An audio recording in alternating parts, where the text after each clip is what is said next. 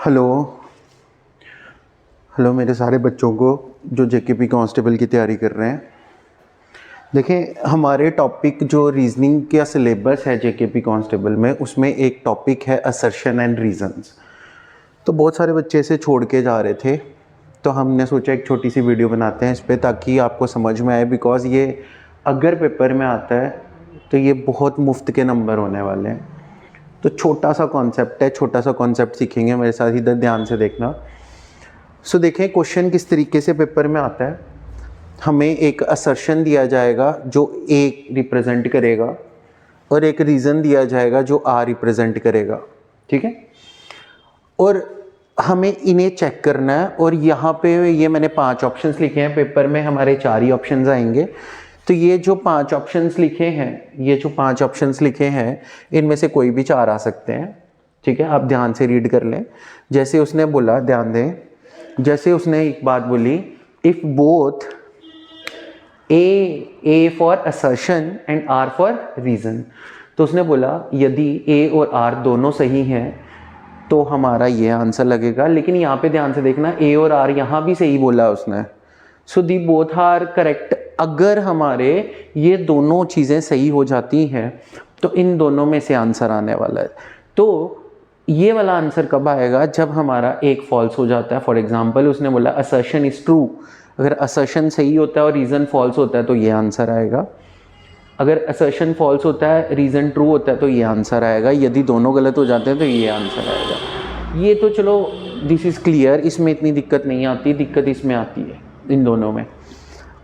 तो ध्यान से अगर आप देखो अगर उसने बोला दोनों सही हो जाते हैं, यहाँ भी दोनों सही हो जाते हैं, तो यहाँ उसने बोला and R is correct explanation of A. मतलब रीज़न जो है अगर असर्शन को सही से एक्सप्लेन करता है तो हमारा ये आंसर होगा। यदि रीज़न असर्शन को एक्सप्लेन नहीं करता है तो हमारा ऑप्शन नंबर 2 आंसर होगा। अब देखते हैं, एक बार क्वेश्चन से समझेंगे तो ज़्यादा समझ में आएगा। एक बार क्वेश्चन देख लेते हैं। उसने बोला असर्शन, जैसे ए दिया है असर्शन, उसने बोला India celebrates it's independence day, India celebrates it's independence day on 15th of अगस्त। उसने बोला इंडिया जो है वो स्वतंत्रता दिवस जो है 15 अगस्त को मनाता है। यार वो तो बहुत सही बोला उसने, बिल्कुल सही बोला, इसमें कोई गलती नहीं है, सभी को पता है। So 15th August is celebrated as independence day. और उसने रीज़न में बोला India became independent on 15th August 1947। तो हमारा भारत भी आज़ाद 15 अगस्त 1947 को हुआ था। तो बिल्कुल सही बोला है। सो दी बोथ आर करेक्ट। देखो जब ये दोनों सही हो जाते हैं ना, तो हमारा 3rd 4th और ये जो 5th वाला है, 3rd 4th और ये 5th वाला ऑप्शन जो है, ये आंसर कभी नहीं आ सकता। अब हमें दोनों सही होने से इतना तो पता चल गया, either first is our answer या सेकंड इज आर आंसर। या तो पहला आंसर होगा या तो दूसरा आंसर होगा। तो फिर पहले और दूसरे में से है कौन सा आंसर, वो भी देख लेते हैं एक बार। देखें, जब भी ऐसा क्वेश्चन पेपर में आएगा असर्शन रीजन, आपने क्या करना है, आपने हमेशा यहां पर बिकॉज लगाना है। क्या लगाना है? बिकॉज, क्योंकि।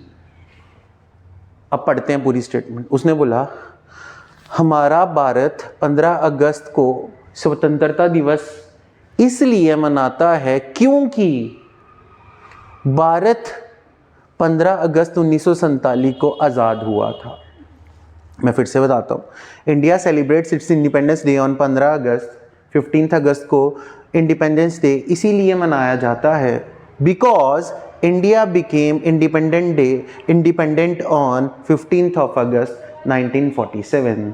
तो यार हम इंडिपेंडेंस डे क्यों मनाते हैं? तभी तो मनाते हैं बिकॉज हमारा देश आज़ाद हुआ था उस दिन। तो मतलब ये रीज़न जो है, this is correctly explaining the assertion. तो ये इसी चीज़ को एक्सप्लेन कर रहे हैं ना, क्यों इंडिपेंडेंस डे मनाया जाता है, क्योंकि हम उस दिन आज़ाद हुए थे। तो उसने सही रीज़न दिया है। तो बिकॉज लगा के देखना, आपको बिकॉज से समझ में आ जाएगा कि ये सही बोल रहा है या गलत बोल रहा है। तो ये उसने बिल्कुल सही बोला। तो फिर मुझे खुद ही बता दो कि क्या रीज़न जो है वो एक्सप्लेन कर रहा है या नहीं कर रहा है? कर रहा है, तो इसीलिए हमारा फर्स्ट ऑप्शन आंसर आ जाएगा। क्लियर है? तो देखो इतना सिंपल सा क्वेश्चन है, पेपर में छोड़ के आने की कोई तुक नहीं बनती, इसीलिए मैंने आपके लिए वीडियो बनाई है। ठीक है, अब देखो क्वेश्चन नंबर सेकेंड, ध्यान से देखो। हमारे पास असर्शन दिया है ए और रीज़न दिया है आर। ठीक है, उसने बोला in India 2 October is observed as martyrs day. यार 2 अक्टूबर को तो मार्टियर्स डे नहीं मनाया जाता, 2 अक्टूबर को तो हम गांधी जयंती मनाते हैं। तो ये क्या हो जाएगा? रॉन्ग हो जाएगी असर्शन हमारा। जैसे ही रॉन्ग होता है हमें एक बात समझ में आ जानी चाहिए, अब हमारा पहला और दूसरा आंसर नहीं होगा, अब हमारा आंसर थर्ड, फोर्थ या फिफ्थ में से कोई एक आंसर होगा, क्योंकि ये तो तभी आंसर होते हैं जब दोनों सही होते हैं। तो फिर हमारा फर्स्ट आंसर नहीं होगा, फिर मेरा कौन सा आंसर होगा? आगे चेक करते हैं रीजन में। उसने बोला Pandit Jawaharlal Nehru was first PM of India, तो यार बिल्कुल सही बोला उसने। अब तो एक्सप्लेनेशन चेक ही नहीं करनी ना, अब तो बिकॉज चेक ही नहीं करना, बिकॉज तो तभी चेक किया जाता है जब दोनों सही होते हैं। यहां पे तो पहला गलती हो गया, तो बिकॉज से चेक ही नहीं करेंगे। तो हमारा कौन सा ऑप्शन आंसर आएगा? Assertion is wrong and reason is correct. तो assertion is false and reason is true, ये हमारा आंसर आ जाएगा। अब नेक्स्ट देखते हैं assertion A, question number third. उसने बोला इंडिया इज ए डेमोक्रेसी। यार India is a democratic country, बिल्कुल सही बोला उसने, है ना? तो India is a democratic country बिल्कुल सही बोल दिया उसने, है ना? अब देखना रीजन में बोल रहा है इंडिया इज डेवलपिंग कंट्री। हाँ जी भाई, India is a developing country, India developed भी नहीं है, अंडर डेवलप्ड भी नहीं है, तो India is a developing nation. तो हमें पता है ये दोनों स्टेटमेंट्स आर ट्रू। जब ट्रू हो जाती हैं तो वी आर क्लियर कि आंसर पहला या दूसरा आएगा। अब पहला और दूसरा में से भी कैसे चेक करते हैं? इधर बिकॉज लगा के चेक करते हैं। बिकॉज जब मैंने जैसे ही बिकॉज लगाया उसने बोला India is a democracy because India is developing country. भाई डेमोक्रेसी का डेवलपिंग के साथ लेना देना कोई नहीं है। हाँ, but they individually both are correct. ये दोनों अलग अलग से पढ़े जाएं तो सही हैं, बट रीजन इसको एक्सप्लेन नहीं कर रहा, तो फिर कौन सा ऑप्शन आंसर आ जाएगा? फिर हमारा सेकंड ऑप्शन आंसर आ जाएगा। समझ में आ रहा है? सो बहुत सिंपल है ये। एक और क्वेश्चन देखेंगे ध्यान से। उसने बोला assertion A, an apple a day keeps doctor away. An apple a day keeps doctor away. तो भाई ये हम यूनिवर्सल ट्रुथ शुरू से पढ़ते आए हैं कि एक एप्पल अगर दिन में खाएंगे तो डॉक्टर हमसे दूर रहेंगे। An apple a day keeps a doctor away, तो ये बिल्कुल सही है।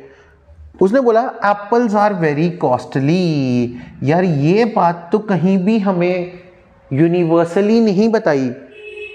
हाँ, एप्पल्स में भी कॉस्टली हो सकते हैं, नहीं भी हो सकते हैं, तो ये हमें यूनिवर्सली ट्रू नहीं मान सकते हम कि एप्पल्स बहुत कॉस्टली होते हैं। तो फिर हमारा कौन सा ऑप्शन आंसर आ जाएगा? जब एक गलत हो जाता है फर्स्ट और सेकंड का तो ऑप्शन ही नहीं बचता, फिर हमारे पास कौन सा ऑप्शन आंसर आ जाएगा? Assertion is true and R is false. बस आपको इतना सा काम करना है और आपका असर्शन एंड रीजन का क्वेश्चन बिल्कुल सही हो सकता है। ठीक है, सो ध्यान से ये वीडियो देख लें। अगर नहीं समझ में आता तो इसको रिवाइंड करके देखें, और अगर फिर भी समझ में नहीं आएगा तो मैं 1-2 क्वेश्चन और आपके लिए लेके आऊँगा। मेरी यही ट्राई है कि मैं आपके लिए और छोटे छोटे सारे टॉपिक्स कवर करूँ ताकि आपकी रिवीजन हो जाए। ठीक है, सो आज रखते हैं इतना ही, इसके आगे कंटिन्यू करेंगे नेक्स्ट लेक्चर में। Thank you.